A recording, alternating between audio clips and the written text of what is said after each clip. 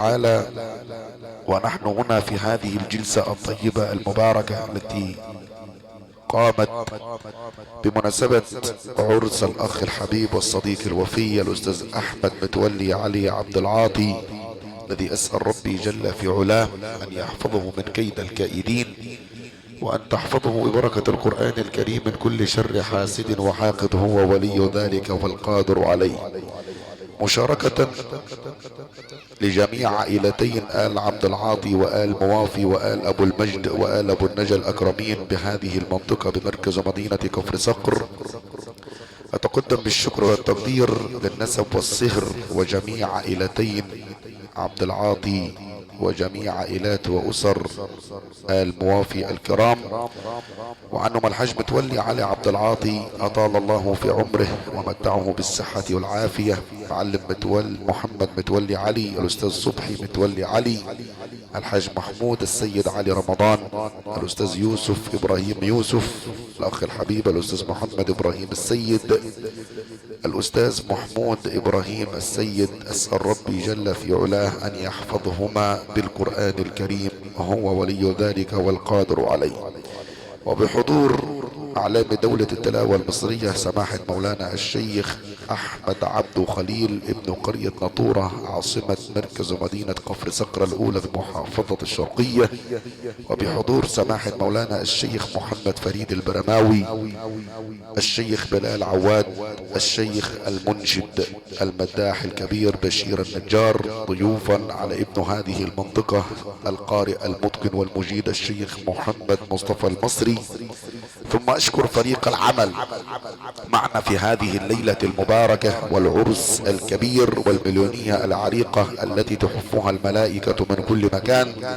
ويقول الله تبارك وتعالى في محكم آياته: وترى الملائكة حافين من حول العرش يسبحون بحمد ربهم وقضي بينهم بالحق وقيل الحمد لله رب العالمين. الشكر موصول لجنرال الصوتيات العالمية المهندس أحمد البيلي. ثم أشكر الأخ الحبيب عمدة مصوري الحفلات القرآنية بمركز مدينة كفر صقر، أسأل ربي جل في علاه أن يحفظه من كيد الكائدين وأن يبعد عنه السمسرة، الأخ الحبيب المهندس محمود الملكي. الفراشة والإنارة الكبرى بالشرقية المهندس إسماعيل سعيد، الخدمات الفندقية المتر عطية سعيد، شاكرا للجميع.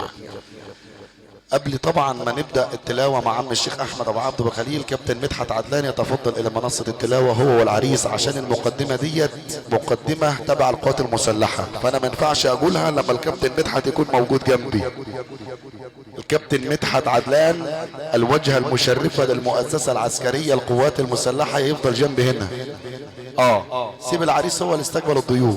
يا زائر لو زرتنا نحن الضيوف وأنت رب المنزل. تعالى يا حبيبي، تعالى انا هو انت مش هتقعد. طبعا الكابتن مدحت لما اتكلم عن هذه الحفلة المباركة احنا طبعا دعينا ولبينا، فاحنا ما ينفعش نقول للكابتن مدحت لا. ليه؟ لان لو قلنا له لا التعليمات العسكرية اللي عنده صعبة غير التعليمات المدنية. تمام؟ هقول له ايه بقى يا كابتن مدحت؟ انت والعريس احمد رسمنا على القلب وجه الوطن، ها؟ نخيلا ونيلا وشعبا اصيلا، على كل ارض تركنا علامة، قلاعا من النور تحمي كرامة، وصناك يا مصر طول الزمن ليبقى شبابك جيلا فجيلا، وتبقى مصر مشرقة، وتبقى مصر شامخة، وتبقى مصر عنواني. يا مصر قومي واسمعي القرآن. الآن مع القارئ الشيخ أحمد عبد خليل سيجلجل الوجدان، أدعوه ليعتني منصة التلاوة، يتفضل فضيلته مشكورا ليتلو علينا ما يتيسر من آيات الله البينات. الله الرحمن الرحيم.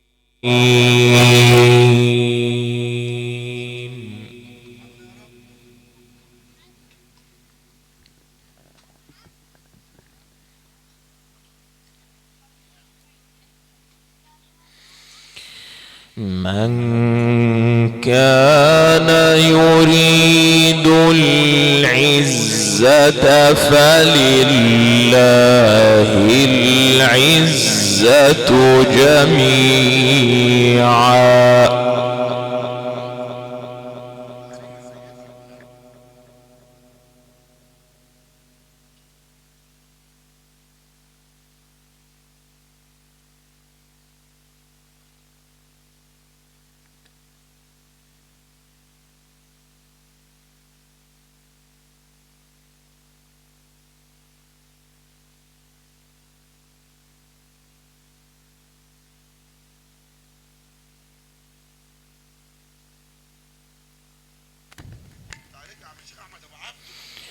إليه يصعد الكلم الطيب والعمل الصالح يرفعه.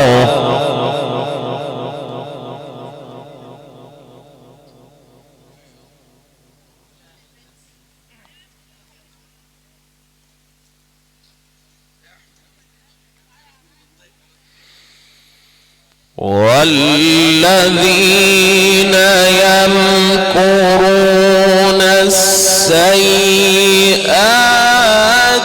لهم عذاب شديد ومكر أولئك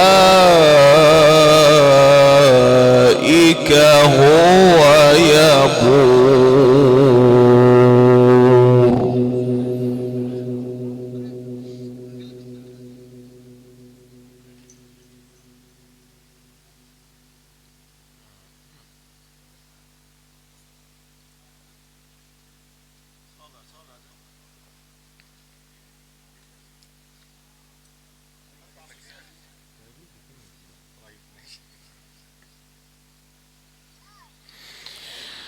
والله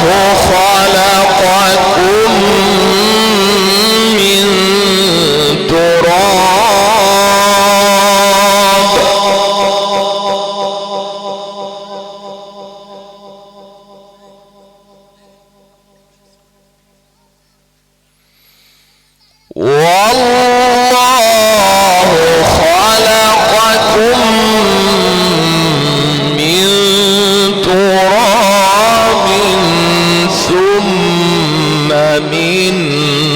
نطفة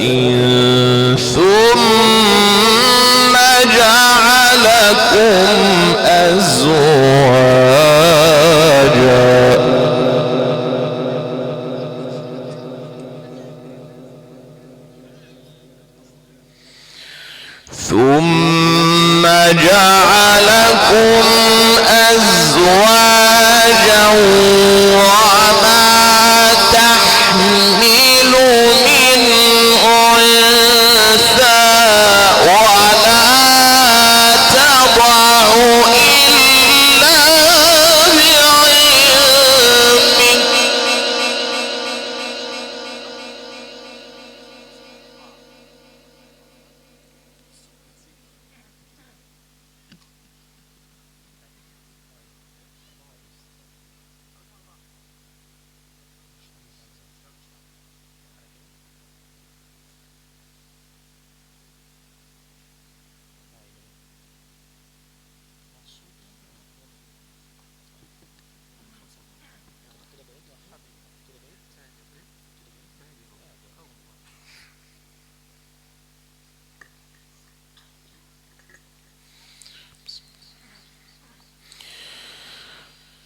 وما يعمر من معمر ولا ينقص من عمره إلا في كتاب.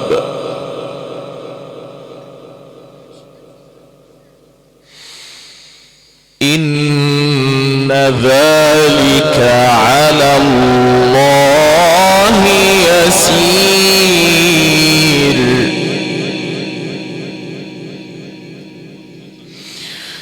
والله خلقكم من تراب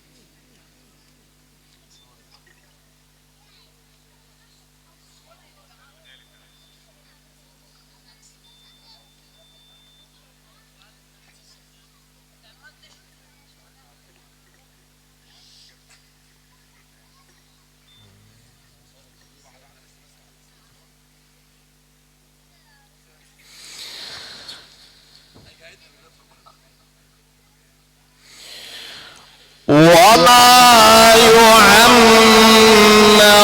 من معمر ولا ينقص من عمره إلا في كتاب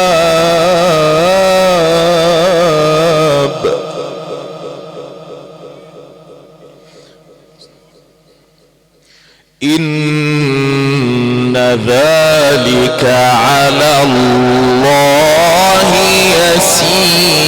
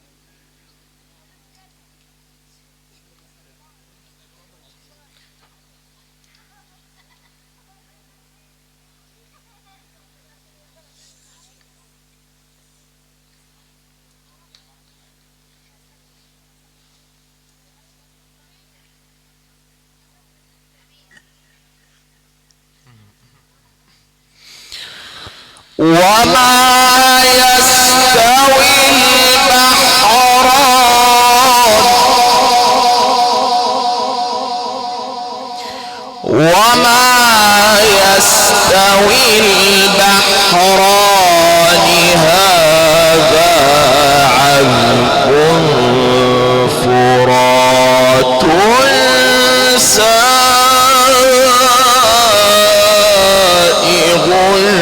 شرابه وهذا ملح أجاج وما يستوي البحران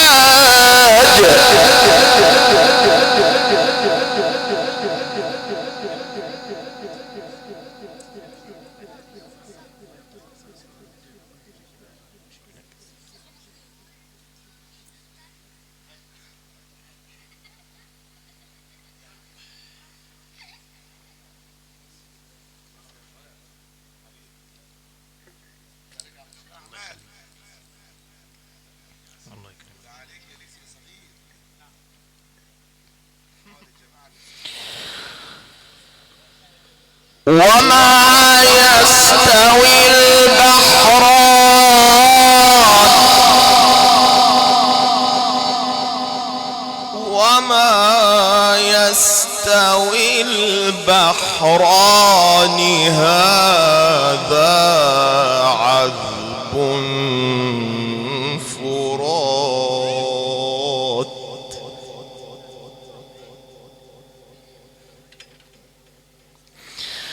هذا عذب فرات سائغ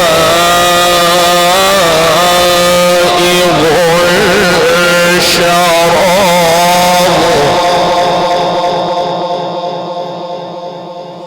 وهذا ملح أجاج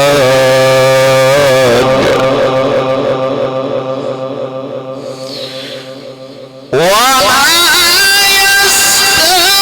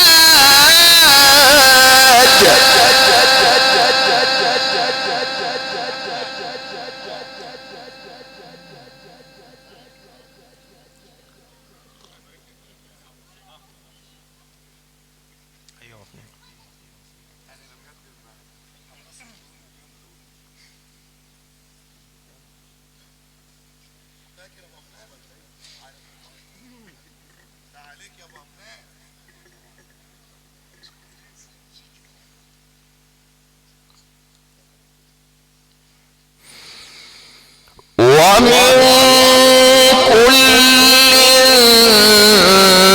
تأكلون لحما طريا وتستخرجون حلية تلبسونها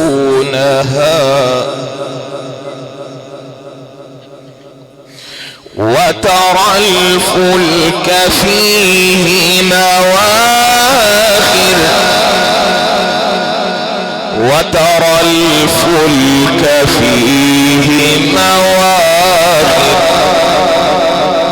لتبتغوا من فضله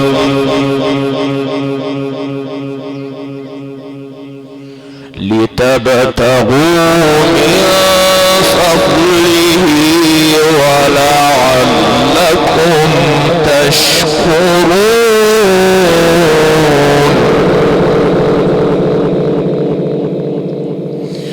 يولج الليل في النهار ويولج النهار في الليل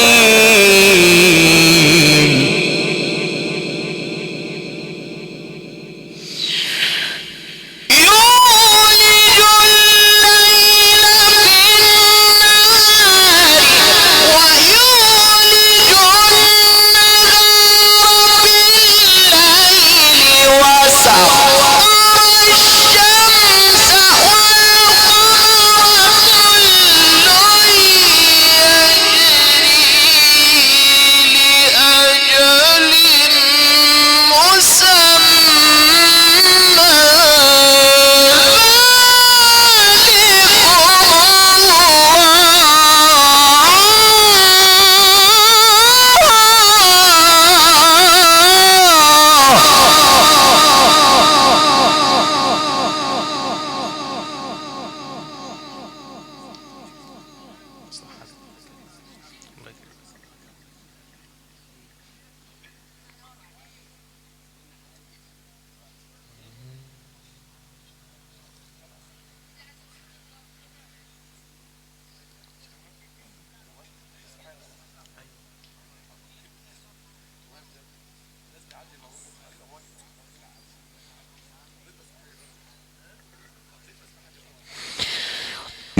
يولج الليل في النهار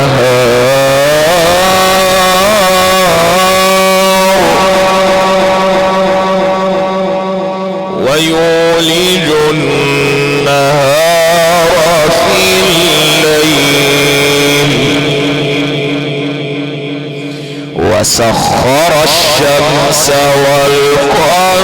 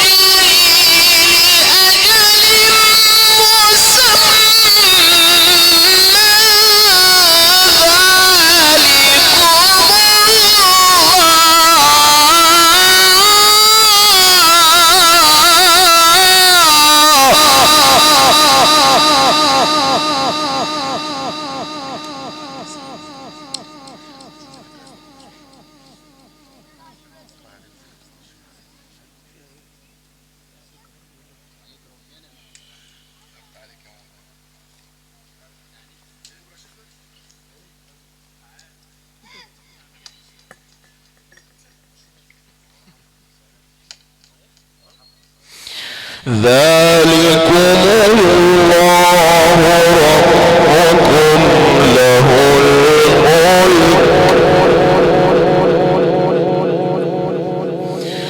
والذين تدعون من دونه ما يملكون من قطمير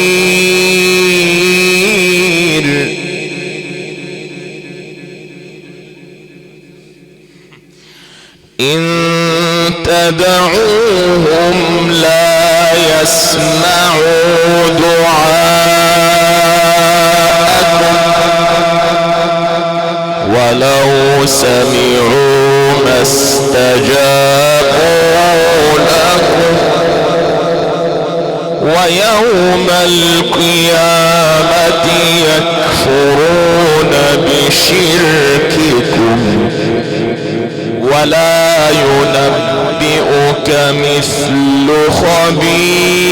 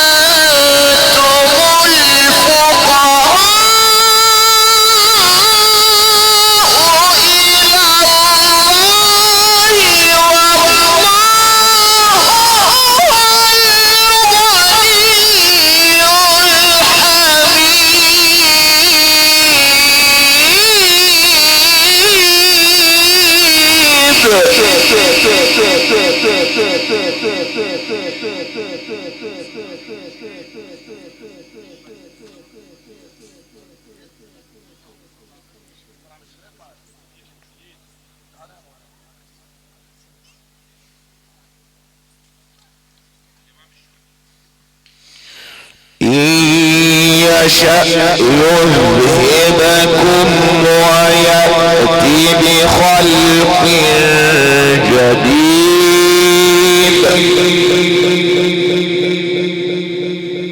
وما ذلك على الله بعزيز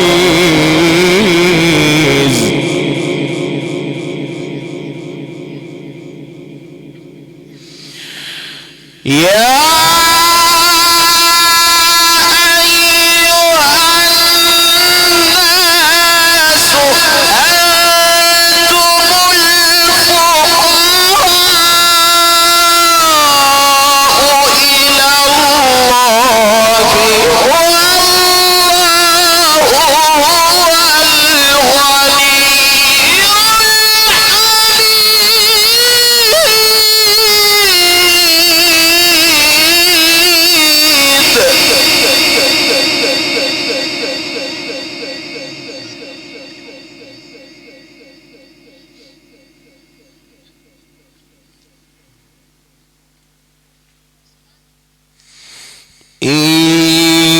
يشأ يذهبكم ويأتي بخلق جديد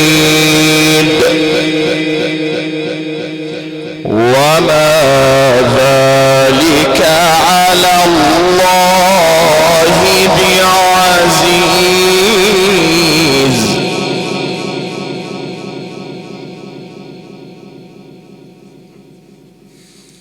يا أيها الناس أنتم الفقراء إلى الله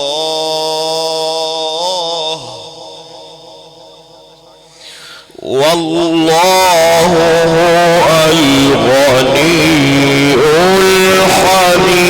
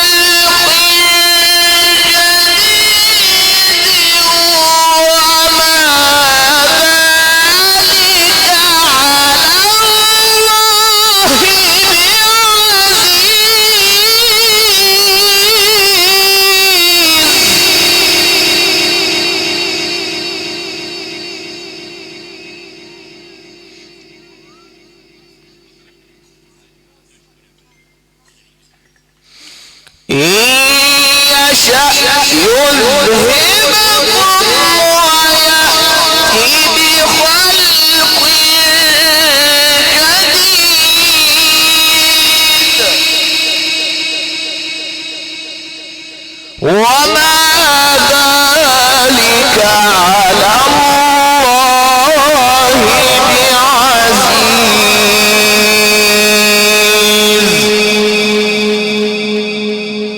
صدق الله العظيم.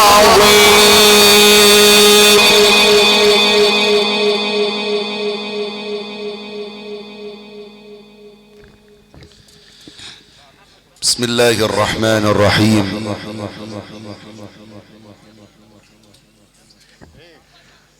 يا أيها الناس أنتم الفقراء إلى الله والله هو الغني الحميد. إن يشأ يذهبكم ويأتي بخلق جديد. من سورة فاطر. تلا على مسامع حضراتكم أيقونة عرش التلاوة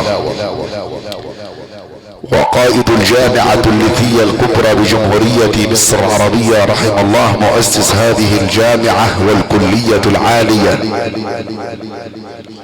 فضيلة مولانا الراحل الكريم الشيخ محمد الليثي قارئ اتحاد الاذاعة والتلفزيون العربي. كنا مع تلميذ هذه الجامعة الليثية القارئ المتقن الشيخ احمد عبد خليل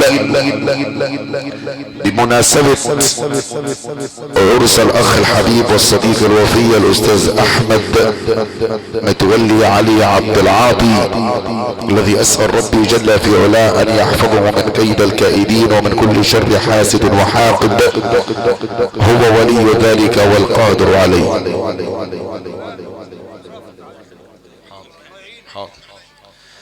مشاركة لجميع عائلات واسر عائلتي آل عبد العاطي الكرام وآل موافي وابو المجد وابو النجا النسب والصهر الحاج محمود السيد علي رمضان الاستاذ يوسف ابراهيم يوسف الاستاذ محمد ابراهيم السيد الاستاذ محمود ابراهيم السيد. الشكر موصول للوالد الكريم الحاج متولي علي عبد العاطي المعلم محمد متولي الاستاذ صبحي متولي العريس الاستاذ احمد متولي. يشكر كل من حضر واتى في واجب المحفل القرآني العريق الذي اسأل ربي جل في علاه ان يحفظه بالقرآن الكريم. هو ولي ذلك والقادر عليه. ثم اشكر حضور سماحة مولانا الشيخ رفعت صابر ابن هذه البلدة المباركة الاستاذ الدكتور محمد شعبان. الشكر موصول للاستاذ فتحي احمد السلامي شاكر له والى عموم مشاركي هذا اللقاء. ثم الشكر موصول للمهندس احمد المصري. اسأل ربي جل في علاه ان يحفظه بالقرآن الكريم، شاكرا لسماحة مولانا الشيخ محمد مصطفى المصري، الشيخ بلال عواد، الشيخ بشير النجار. ثم اشكر فريق العمل معنا في هذه الليلة المباركة. وطبعا رسالة للكابتن مدحت عدلان ابن القوات المسلحة، فريق العمل تعب النهاردة فلازم نقدر فريق العمل.